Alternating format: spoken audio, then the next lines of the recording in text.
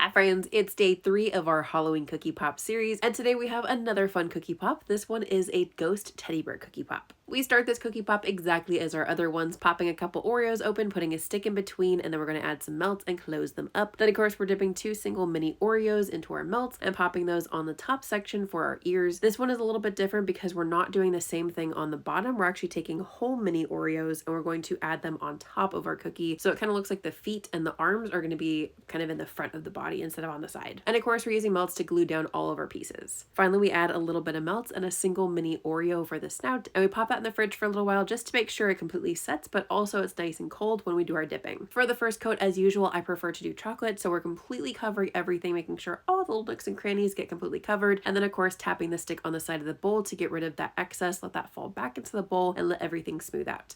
Then we're going to pop that onto our piece of parchment paper, let that completely chill even for a little bit longer. We want to make sure those melts are nice and cold when we do our full coating because this is going to be in white melts for our final coating. Just like we always do, we want to make sure everything is nice and coated. Then we're going to tap the stick on the side of the bowl. With this one, because of those 4 Oreos being on top, I also kind of tipped it to the side just a little bit. And of course, to finish it off, I like to put it in a more flat kind of orientation to make sure that the excess falls off and it smooths out. Once again, we're popping that onto a piece of parchment paper and letting that chill. Then to finish this one off, we're going to take a piping bag filled with some black melting wafers and pipe 2 dots for the eyes and then an elongated mouth to make it look like it's, a ghost going like boo.